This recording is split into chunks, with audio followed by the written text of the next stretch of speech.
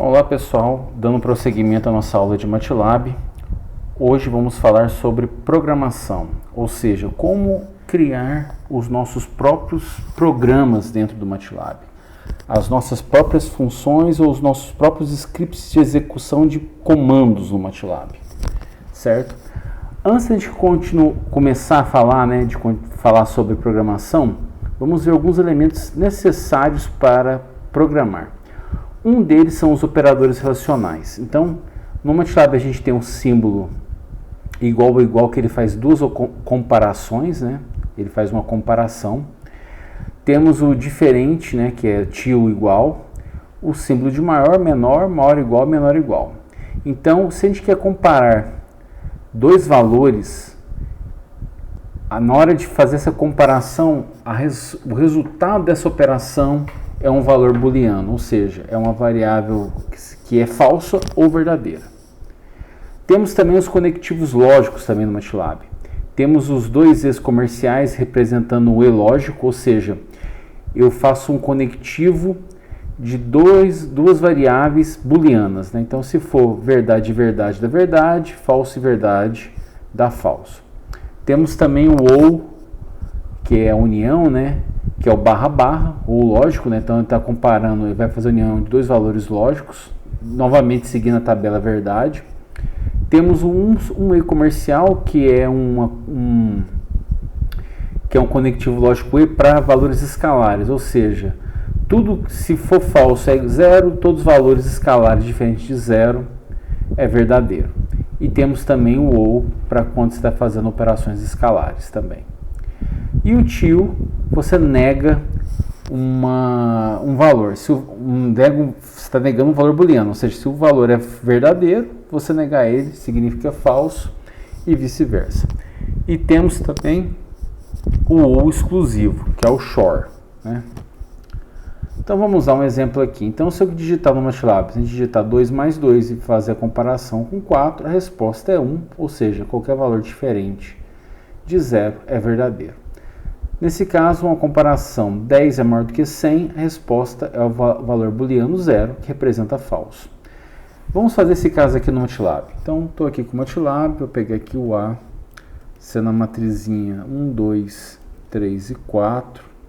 Vamos criar a matriz 2 vezes o ones, 2 por 2, está aqui. E agora eu vou fazer uma comparação. A igual a B. Note o seguinte, que o MATLAB, ele segue a mesma filosofia que a gente falou na aula passada, de fazer comparação por atacado, ou seja, quando você tem duas matrizes e usa um operador relacional entre duas matrizes, o que ele vai fazer? Ele vai fazer comparação elemento a elemento. 1 é igual a 2, falso. 2 é igual a 2, verdadeiro. 3 é igual a 2, falso. 4 é igual a 2, falso também. Então, ele retornou uma matriz 2 por 2, onde cada coeficiente é um valor lógico, ou seja, é true ou false. Lembrando que true é 1 e falso é 0, certo? Continuando aqui também, mesmo exemplo, temos uma matriz 2 por 3, que é 1, 2, 3, 4, 5, 6, e você vai fazer essa comparação. C maior ou igual que 4, o que ele vai fazer? Novamente, ele vai fazer a comparação elemento a elemento da matriz. 1 é maior ou igual que 4? Falso. 2 é maior ou igual que 4? Falso novamente. 3 é maior ou igual que 4? Falso. 4 é maior ou igual que 4? Verdadeiro. A mesma coisa com 5, a mesma coisa com 6, certo? Um exemplo agora com os operadores escalares. Então, vamos criar uma matriz identidade 2 por 2. Criamos essa matriz aqui, y, onde a primeira linha é igual a 1, os demais são 0. Ele vai fazer a comparação agora com valores escalares. Tá? Então, vamos fazer esse exemplo também no MATLAB, para vocês olharem. Então, eu vou apagar a tela. Eu vou chamar a matriz x igual identidade 2 por 2. A matriz y é uma matriz... Eu vou fazer diferente, tá lá, Vou colocar a primeira linha, em vez de 1, vou colocar 10. E vou fazer x e y, certo? Então, tá aí, Ele fez a operação com os valores escalares, da mesma forma. 1 1 e 10. Verdade ou verdade? Porque qualquer valor diferente de 0 é verdade. Então, verdade, verdade dá verdade. Falso e verdade dá falso. Falso e falso dá falso. Verdade e falso dá falso. Certo? A mesma coisa com ou, né? Então, aqui, voltando para esse exemplo aqui. Verdade ou verdade dá verdade. Falso ou verdade dá verdade. Falso ou falso dá falso. Verdade ou falso da verdade. E o shor também, temos também, o shor é aquela coisa, né? Ele só é verdade onde a verdade aparece em apenas um dos conjuntos, ou apenas em um dos elementos, né? Então, verdade ou verdade, como apareceu duas vezes aqui, ele dá zero, dá falso. Falso ou falso dá falso. Falso ou verdade apareceu só em um deles, a verdade, então dá verdade. E verdade ou falso da verdade, certo? Agora vamos entrar na parte da programação em si do MATLAB. A vantagem de você trabalhar com MATLAB, como eu falei também na aula passada, é a facilidade de a gente prototipar algum programa que você esteja desenvolvendo, certo? Porque a escrita é muito mais rápida, porque a gente fica com mais atenção aos detalhes do algoritmo do que nas nuances da linguagem. Ou seja, a gente não vai precisar preocupar em alocar matriz, gerenciar alocação de memória, declaração de variável, etc. Isso torna o nosso código muito mais conciso, certo? Muito mais fácil de adaptar a diferentes tipos de dados, né? Porque só tem um tipo de dado, como eu falei em MATLAB, tudo é matriz para ele. Agiliza os comandos que são mais digitados. É uma linguagem interpretada muito parecida com Java, certo? Ela é executada em tempo de execução, certo? Pode ser criado usando qualquer editor de textos, tipo o Notepad do Windows ou um Gedit do Linux. E também possui um toolbox que faz uma interface com o C++, certo? Essa parte a gente não vai explicar nessa aula, mas se você tiver um código em C++ e quiser acoplar ele no MATLAB, isso também é possível. Como eu falei, podemos criar novas funções ou executar scripts, ou seja, como se fosse a função main do C, né? Você cria uma série de comandos que deve ser executado, tipo um roteiro, né? Que a execução vai ser à medida que você vai passando por cada linha do seu código, né? Então isso é um script. O MATLAB ele possui um editor próprio e um debugger, né? Então o MATLAB, a vantagem de você usar o editor do MATLAB, caso você esteja usando o MATLAB, é que a depurar um código você pode usar essa mesma interface, esse mesmo editor para você depurar seu código. Todos os comentários também começam com porcentagem. E ao criar uma função ou script, você deve ser definido no path, ou seja, ela só é visível se você estiver acessando aquele path ou especificar para o MATLAB para ele entender e ler aquele diretório onde você criou suas funções. Então no MATLAB, essa versão desse slide era o 2008, tinha uma folhinha em branco que você clicava e ele abriu o editor. Nessa versão que eu estou usando, que é 2021, para você criar uma função, basta clicar nessa primeira página e ele vai abrir essa janela. Aí, por exemplo, eu vou criar aqui uma função que vou criar uma matriz A, 2 por 2, certo? E vou pedir para ele calcular o determinante da matriz A. Eu não vou colocar ponto e vírgula porque eu quero salvar. E vou salvar essa função, esse script no caso, né? Novamente, né? Ele vai executar primeiro essa linha criando a matriz A e depois o determinante. Só um detalhe, tá? Só para vocês verem que eu não estou ultrapassando, eu vou pedir para ele limpar a tela e dar um clear, né? Para ele limpar todas as variáveis. Vou salvar essa função como script 0.m. Lembrando que todos os scripts, todas as funções do MATLAB, a extensão é .m, certo? E vou salvar nesse diretório que eu estou acessando. Repara que já tem alguns scripts aqui e eu vou salvar mais esse script 0 dentro desse diretório. Ele acabou de ser criado, que está aqui, como vocês estão vendo. Agora, eu vou executar. Para executar, ele basta chamar o nome que eu batizei ele, né, que eu nomeei ele, script 0. Então ele executou, ó, repare, ele criou a matriz A, como vocês estão vendo no workspace, e calculou o determinante. Note que o determinante foi exibido na tela porque eu não coloquei ponto e vírgula, ok? Então essa é uma forma de você criar um script no MATLAB, muito simples, né? Vamos ver mais exemplos aqui. Então, como eu falei, os scripts eles executam os argumentos diretamente, né, automatizando uma série de comandos, traduzindo, né, ele vai executar linha a linha da forma que você pré-definiu no seu script. Então, primeiro aqui no meu caso, ele apagou a tela e apagou o workspace, depois criou a matriz A e calculou o determinante da matriz A, certo?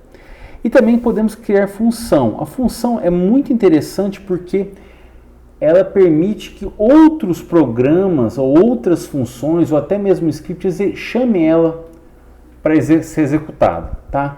Então, nesse caso, uma função ela permite que você passe argumentos de entrada, pode haver manipulação dessas variáveis e retornar ou não a resposta da tarefa que você pediu para essa função calcular. Então, um exemplo aqui, ó.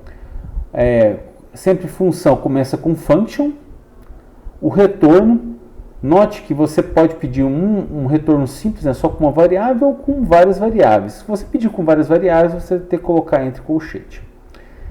Igual o nome da função que você vai criar e uma lista de argumentos, tá? E se tiver comentário, novamente, colocar em porcentagem e depois você vai colocar a lista de procedimentos que você quer que essa função execute. Ok? Atenção, muita atenção, um script pode chamar uma função pode chamar outra função. Para isso é necessário que os arquivos .m estejam no mesmo diretório, como mostrei para vocês aqui, ó. Então, para mim, nesse caso, esses scripts e as funções que estão nessa pasta que eu estou visualizando será visível para o MATLAB, tá? Caso você queira deixar essa pasta visível para onde você tiver, por exemplo, em outra pasta, você queira acessar esses scripts, essas funções que você criou, você vai ter que vir aqui no Preference, quer dizer, no Preference não, no Path. Você tem que vir aqui no Set Path e mandar ele adicionar a sua pasta ou adicionar a pasta com subpastas, certo? E aí ela vai salvar nessa lista de diretórios do MATLAB, certo? Eu não vou fazer isso. Tá bom? Então, seguindo aqui, só uma outra observação, né? Não use espaço no nome da função, tá? Se você quiser representar uma função que tem espaço, coloca barra, né? Travessão, que é uma boa opção. No caso da função, ela deve ter o mesmo nome da função que você deu lá, por exemplo, nesse exemplo aqui anterior, né, como eu coloquei nome da função, então você tem que salvar ela como nome da função .m, certo? O script já pode ter qualquer nome, tá?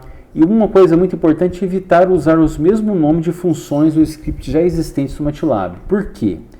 Porque se eu, por exemplo, criar uma função tipo det, eu sei que tem o det do MATLAB calcula o determinante, mas se eu criar um det aqui e se não, por acaso, esquecer que o MATLAB tem, e aí você vai estar executando, então essa pasta, as funções ou os scripts que estão nessa pasta, serão primeiro executados do que as próprias funções do MATLAB. Então pode ser que você criou um det aqui, ele vai chamar esse det que você criou ao invés do det do MATLAB, tá? Então, evite. Então a maneira de você testar, por exemplo, é usar um comando que é aceito no terminal do Linux, né, que é o it. Por exemplo, it sim. Vamos ver se implementou. Nesse caso, o sim, que é o seno que a gente já viu, é uma função embutida do MATLAB e está nessa pasta. Então já criou. Agora, se eu vier aqui, por exemplo, it 100, então não foi encontrado, ou seja, essa função não existe, então eu posso criar uma função chamada 100. Tá bom? Beleza. Então, prosseguindo, temos os controladores de fluxo, ou seja, os desvios condicionais, né? Então, com isso a gente tem um if. Note que o MATLAB é o seguinte, tá? Você cria um if e todos os blocos que você criar, ou seja, de desvio condicional de repetição, ele tem que terminar em end, certo? Então, nesse caso, a gente tem if. Se essa condição for verdadeira, ele vai executar essas instruções e depois vai pular esse bloco e prosseguir no programa. Caso essa condição for falsa, ele passa para esse else if, analisa se essa condição for verdadeira, executa as instruções 2 e sai desse bloco. E se nenhuma dessas duas condições forem satisfeitas, ou seja, forem verdade, ele vai pular e vai entrar nesse else e vai executar as instruções 3 e depois sair desse bloco, certo? Então vamos fazer um exemplo aqui, né, que eu já tenho salvo aqui, que eu chamei de script 1, vou abrir aqui para vocês verem.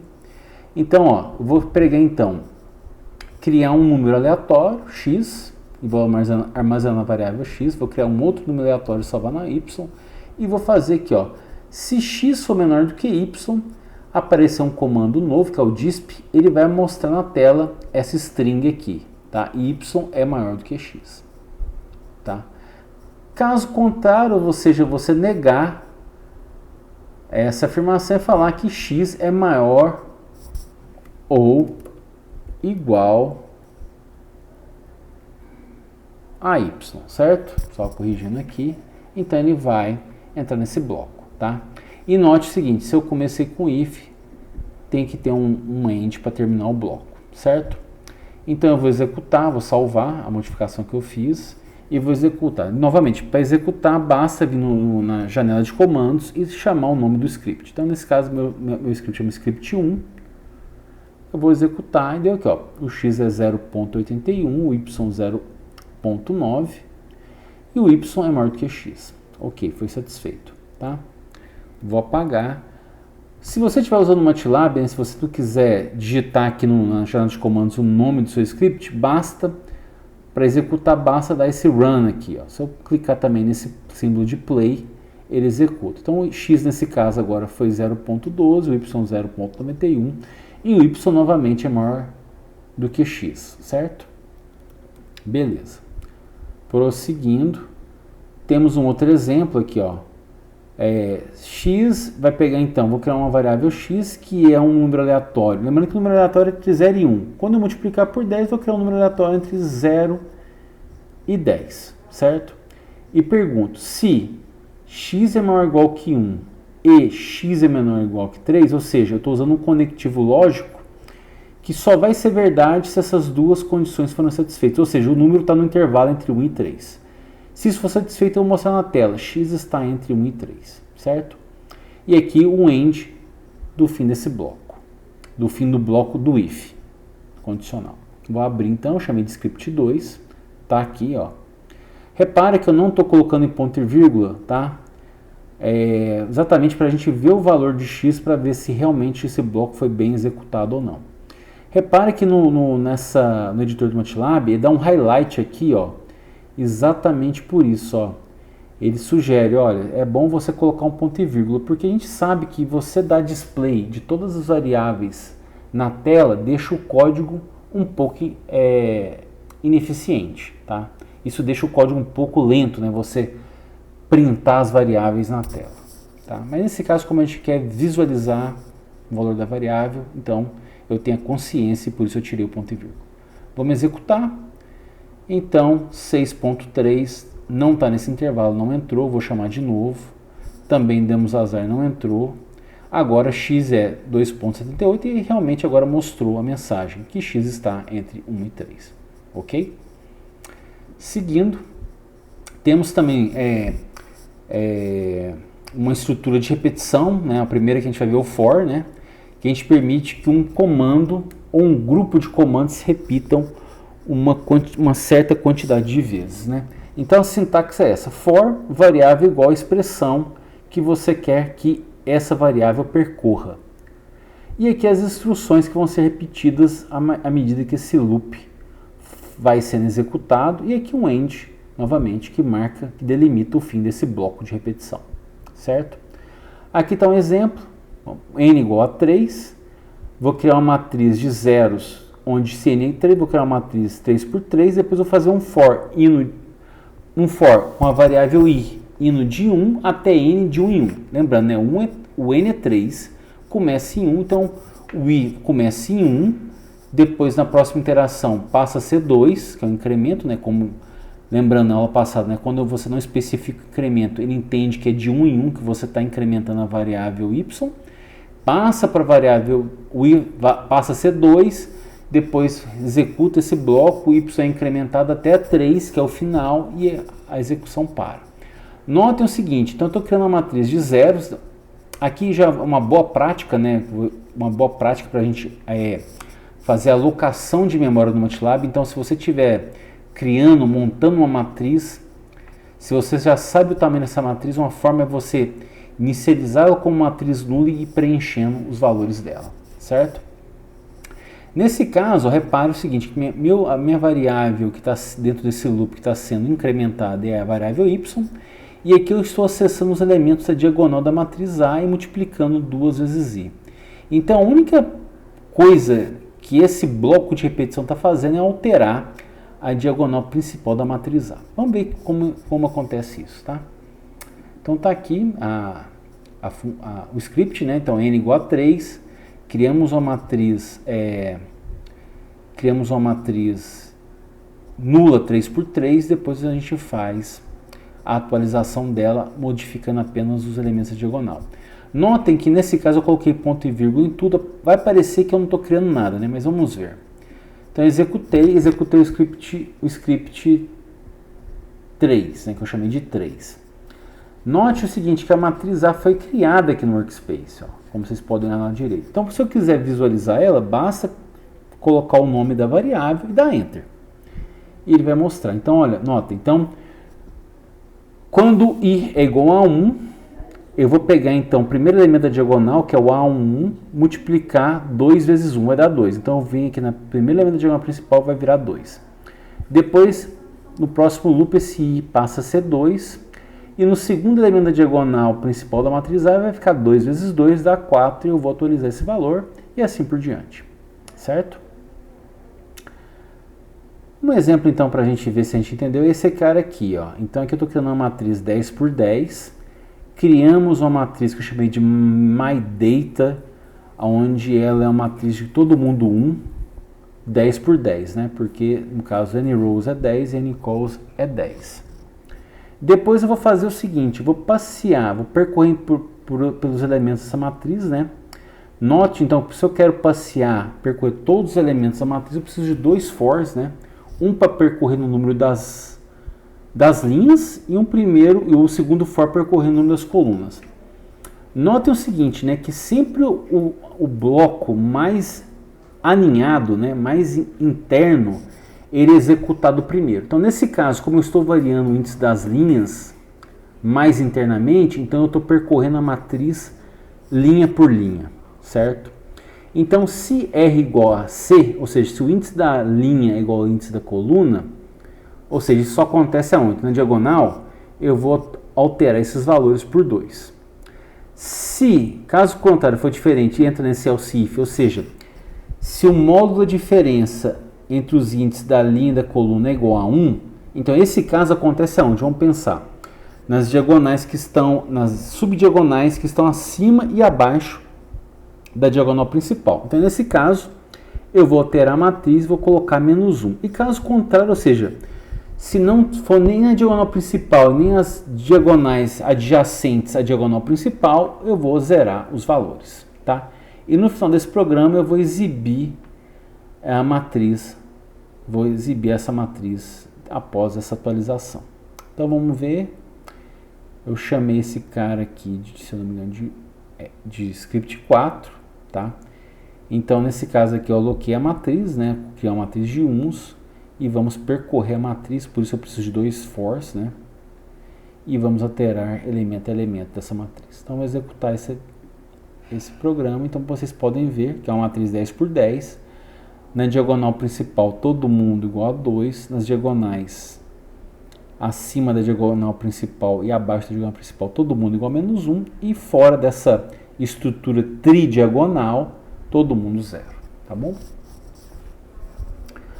Temos também o while, né, que permite que um ou mais comandos sejam repetidos enquanto a expressão de controle for verdadeira. Ou seja, enquanto essa condição for verdadeira, eu vou executando as instruções que são aqui. Essa condição passou a ser falsa, ele sai desse bloco. Então, novamente, um bloco de repetição, ele tem que ser delimitado por AND também no final. Então, vimos três estruturas, né? Estrutura condicional com if, tem que ter AND no final. Depois, uma estrutura de repetição, o for, quando você sabe o número de interações que seu método vai ser executado, tem que ter um AND também. E o while, se você quiser executar uma condição até ela mudar de estado, até o estado dela passar a ser falsa, ele sai do bloco. E para isso eu preciso de um AND para delimitar o bloco. Então, um exemplo simples aqui, eu comecei com a variável i igual a 0. Enquanto a raiz quadrada de i for menor do que 5, eu vou incrementando o i e vai sendo executado. Tá? Isso aqui vai sair quando?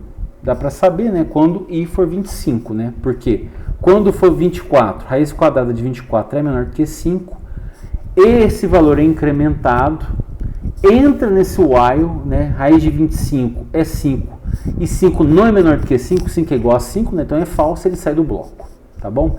E aqui note que eu não estou colocando ponto e vírgula porque eu quero ver cada interação, cada atualização dessa variável i, tá? Vamos executar, eu chamei de script 5, vou dar um CLC aqui, né? E vamos executar esse script aqui, tá? Executamos e está aí como eu falei, né? A evolução dessa variável i vai até o último valor dela ser 25. Quando for 25, ele entra nesse while, raiz de 25 é 5, 5 não é menor do que 5, é falso, e ele sai desse bloco, ok? Temos também o switch, né, que permite a gente verificar alguns casos especiais, ou seja, ao invés de a gente fazer um if com um bando de else if, uma maneira mais elegante é você usar o switch. Então você coloca aqui a expressão do switch e lembrando, né, ter um switch, esse bloco tem que ter end e aí cada caso, lembrando que para cada caso a gente vai vir vai vir com a expressão case, né? Então, se essa expressão, caso ela for satisfeita, ele vai executar essas instruções e vai sair desse bloco. Se caso a expressão do switch for o caso 2, ele vai executar essas instruções, se for o caso N, esse bloco, ou se nenhum desses casos for satisfeito, tem um otherwise e ele vai executar essas instruções. Lembrando que o otherwise, que é caso contrário em inglês, né? Ele é opcional, tá? Você pode colocar ou não. Então, um exemplo. A gente pede para o usuário entrar com um número, tem que aparecer um comando novo, que é o input, né? E o input, você pode colocar ou não uma string para indicar para o usuário o que ele tem que fazer, né? Então, a gente coloca aqui, entre com o número, ele vai entrar no teclado, esse valor que você entrou no teclado vai ser atribuído a essa variável meu número e vai ser analisado, né? Se meu número for -1, eu vou entrar nesse caso aqui de -1 e vai mostrar na tela -1. Se o número for 0, vai mostrar 0. Se caso o número que você entrou for 1, ele vai entrar nesse caso aqui, vai mostrar +1. Caso contrário, se nenhum desses três casos aqui anteriores forem satisfeitos, ele vai escrever na tela outro valor e vai sair. Então tá um end aqui do meu switch, tá? Então tá aqui, né? O comando, vamos executar esse script, vou apagar na tela. Vou chamar ele aqui, né, para a gente não ficar só rodando ali no run, né, para quem não tem quem não estiver usando o MATLAB. Para executar novamente é só chamar o nome do script, dar Enter. Entre com o número, eu vou colocar 2, como o valor é meu número, a variável nesse caso. Então vamos lá, eu digitei 2 e vai atribuir o valor que eu entrei para essa variável meu número e vai fazer um switch dessa variável. Então 2 não vai entrar nesse caso que é -1, nem do 0, nem do 1. Então ele vai entrar nesse caso contrário. Então por isso que eu escrevi other value. Vamos repetir ela. Vou entrar com 0 e ele vai escrever 0. Vamos entrar e repetir de novo. Script 6. Vou entrar com 1. Ele vai escrever +1. Certo? Ok. Prosseguindo. Como vocês viram, né, a gente tem funções auxiliares do controle de fluxo. Primeiro a gente viu o input, né, que ele recebe do teclado um valor, né, que pode ser ou não armazenado em uma variável. Temos o comando break, que é muito parecido com o C, né? Quando esse break aparece dentro de um loop de repetição, ele sai do loop mais interno, né? ele sai. E temos também o comando pause, que ele vai parar a execução do programa e só vai continuar após você clicar em alguma tecla e ele continua, tá bom? Vamos fazer esse exemplo aqui, ó. Mais um exemplo nosso último exemplo de script. Vou criar aqui, né? Vou pedir para o usuário entrar, então, C1 input, entre com o cateto 1, 2 pontos. Lembrando, né, que a string no MATLAB pode ser com aspas simples ou aspas duplas, tá? Ponto e vírgula. C2 input, vou fazer diferente, entre com o cateto 2,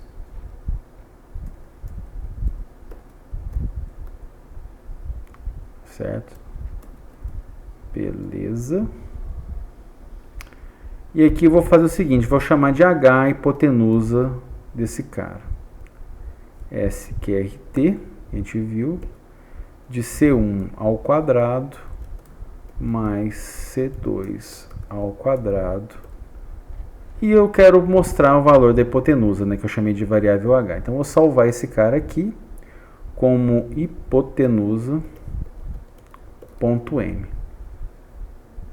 Vou salvar. E vamos executar. Hipotenusa, entre com cateto 1, 3, o 2, 4, e tá aí a hipotenusa, certo? Então esse é o último exemplo de script que a gente vai apresentar nessa aula. Agora vamos ver uma coisa mais legal, na minha opinião, que são as funções. Mas antes de falar das funções, só as formatações de saída, né? Aqui vou chamar muita atenção porque é uma sutileza entre o MATLAB e o Octave, tá? Então no MATLAB o comando é o fprintf, que é o comando lá, o mesmo comando que a gente tinha lá no C.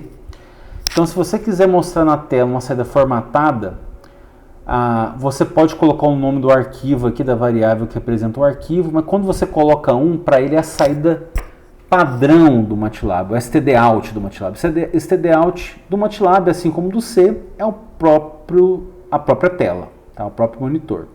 Aqui o texto que você quer mostrar, né, com as formatações e as variáveis que você quer exibir, tá?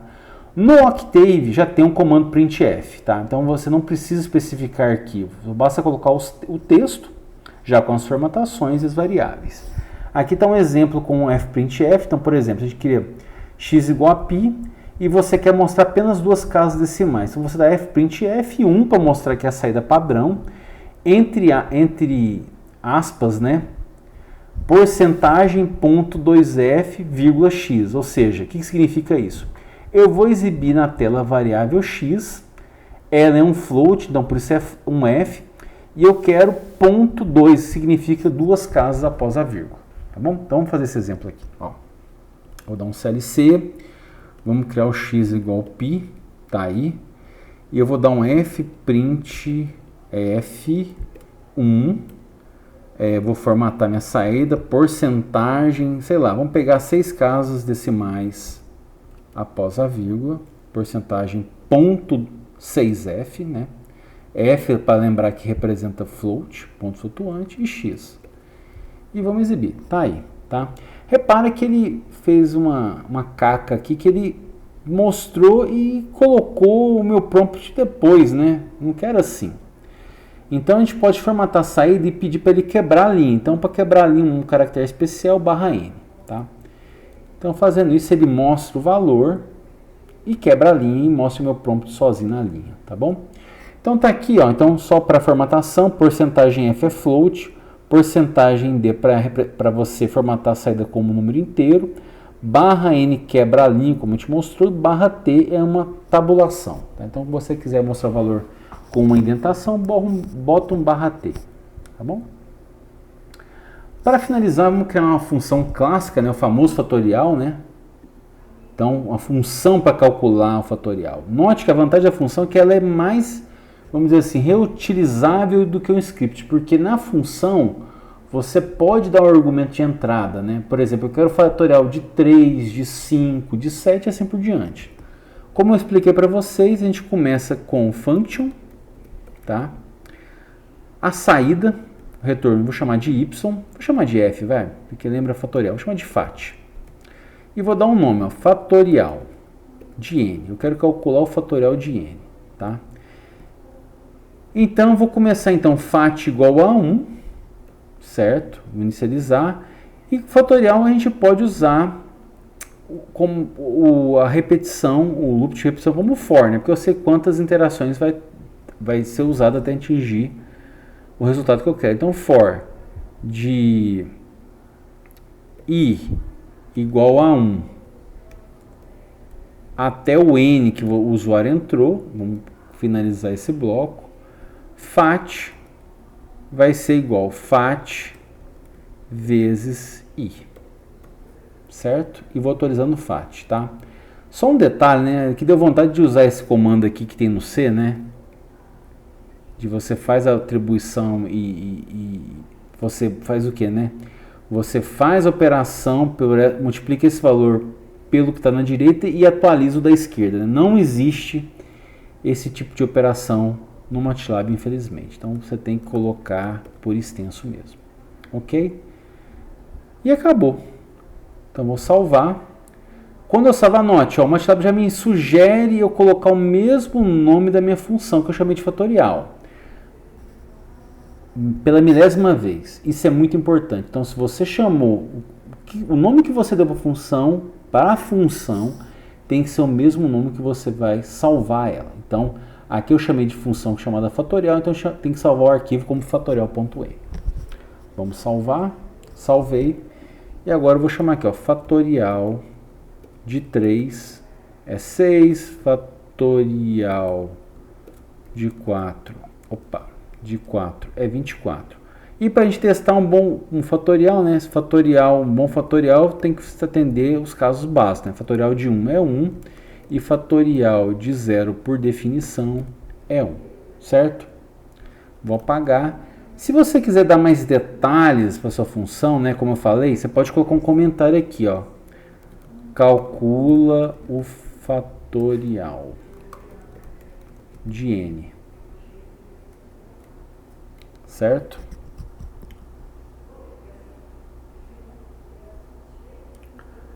Então, ok. Então, a gente pode colocar isso, um comentário, né? Vamos salvar. Vai estar no código, né? Se você quiser documentar sua função, é muito bom você abusar de comentários. Mas olha só que interessante. Se você vier aqui dar um help da sua função fatorial, olha o que acontece. Ele mostra o primeiro comentário que você colocou após a função, certo? Um outro comentário também, né? Para quem for usar o Octave. Se eu não me lembro, antigamente o Octave, quando você definia uma função, ele pedia também, assim como os blocos, você colocasse um end, tá?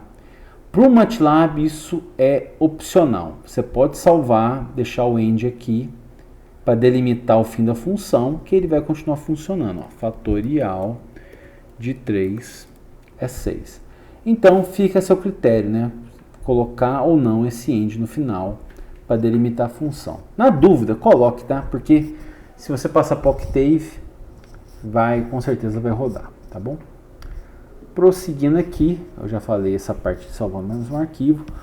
Para finalizar a função, agora um exemplo bastante legal. Eu vou criar agora uma função que eu chamei de stat2, ou seja, é uma função que calcula valores estatísticos, né? Então, no caso, eu vou passar um vetor de variáveis aleatórias. Note então o seguinte, a gente está mudando um pouco a nossa entrada, estou passando um vetor para a função. Note que não mudou nada, né? Só coloquei x aqui, não precisei me preocupar em declarar variável, né? Essa facilidade que eu falei para vocês do MATLAB, ele vai entender que é um vetor. E note que apareceu uma coisa nova para a gente, ó, que o meu retorno, ao invés de retornar apenas uma variável, ele retorna duas variáveis, m e s. Nesse caso, o m é a média dos valores desse vetor de variáveis aleatórias e o s é o desvio padrão, né?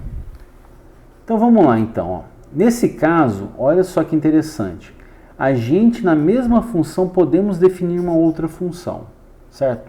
Vou mostrar para vocês aqui no MATLAB. Então eu chamei de stat2, né, porque a minha primeira função chama stat2, né? A função que aparece no começo do arquivo é a função principal, vamos dizer assim, né? Então ela tem que ser salva com o nome dela, que eu chamei de stat2, que está aqui. Então está aqui, ó. Então está aqui function stat2, como eu falei para vocês, pega um vetor e vai retornar para mim a média, diz o padrão. Só que nesse caso eu vou criar uma função dentro dessa função, uma função auxiliar, que eu chamei de média. Essa função média, ela recebe como entrada o vetor de variáveis aleatórias e o tamanho dele, tá? Que é n. E vai retornar o valor da média. O que ele vai fazer? Vou chamar o sum. O que o sum faz? Ele soma todos os elementos do vetor e vou dividir pela quantidade de elementos que eu passei na entrada do programa e vou retornar com m, que é a média. Isso aqui exatamente é a média, né, pessoal? Estou fazendo a média. E um end para delimitar o fim dessa função média. E vou fazer uma chamada dela dentro da função stat2 que eu estou acabando de definir. Só um detalhe, essa função média só é visível para a função stat2, tá? Ela é como se ela estivesse encapsulada. Então beleza, então vamos lá. Então stat2 vai entrar um vetor, aí a primeira coisa que ela faz, ela calcula o comprimento desse vetor e armazena na variável n. Aí se eu tenho já o vetor x de entrada, acabei de calcular o tamanho dele, vou fazer uma chamada da função média que está definida aqui embaixo. Vai calcular a média e armazenar na variável m. E aqui está o cálculo do desvio padrão. Olha que legal. Eu vou fazer então, como é que é o cálculo do desvio padrão? Né? Você pega cada valor do seu vetor de entrada, subtrai a média, eleva o quadrado, divide pela quantidade de elementos e extrai a raiz quadrada. Só que com o MATLAB, lembra o seguinte, que eu posso fazer a operação ponto a ponto? Olha como é que eu vou fazer, que legal, por atacado. Ó. Quando você faz x menos o m, x é um vetor, m é um número, é a média. Ele vai subtrair cada elemento desse vetor x pela média. Ou seja, eu não preciso fazer um for para percorrer esse vetor e subtrair, abater a média de cada componente. Então ele está fazendo aqui, ó, essa operação por atacado. Depois disso que eu subtrair a média em cada entrada do vetor, eu vou fazer uma outra operação por atacado, né, usando a operação ponto a ponto, né, vou levar cada valor desse vetor novo, né, que é o valor menos a média ao quadrado, e dividir pela quantidade de elementos. Depois somar todo mundo e tirar a raiz quadrada. Ou seja, a gente está fazendo o desvio padrão. Tá? Então vamos executar esse cara. Eu vou criar então, vou apagar aqui, vou criar um vetor de variáveis aleatórias, 1.3, 4.7, 9.3, 11.7, 5.1. Tá aí. E agora eu vou chamar minha função stat2 média desvio. Eu quero então que o retorno da stat2 seja armazenado nessas duas variáveis. Lembrando, né, você precisa saber que o que é cada retorno, né? O primeiro retorno é a média, o segundo é o desvio padrão. E aqui eu passar o vetor x. Então tá aí a média e o desvio. Certo? Aí vamos supor, eu só quero a média. Então se você quer a média, basta omitir o nome da segunda variável. Tá aí, só a média. Por default, ele sempre pega, se você só atribui uma variável, ele sempre vai pegar o primeiro retorno e vai atribuir. Agora, vamos supor que você não quer a média, você só quer o desvio. O que você faz? Você coloca o tio para indicar para ele que você não vai querer o primeiro retorno, que é o valor da média, mas você quer o segundo, vou chamar de desvio, e vamos chamar de novo, stat2 de x. E ele só retornou o desvio dessa vez, certo? Ok. Para finalizar, um repositório muito interessante para o MATLAB, esse site é o MATLAB Central. É claro, né, como eu falei, o MATLAB tem vários toolbox, tem várias funções implementadas nele para diversos problemas. Vamos supor que você deu o azar de uma função que você queira, um cálculo que você queira resolver e não tem implementado. Então, se não tiver implementado no MATLAB, o primeiro lugar que você vai buscar, tentar encontrar um arquivo .m nesse repositório aí, tá? Tem muitas, tem uma biblioteca bastante vasta, certo? Então é isso, pessoal. Na próxima aula a gente vai falar de gráficos, ou seja, como plotar o seu gráfico 2D, 3D no MATLAB. Então é isso, pessoal. Até a próxima aula.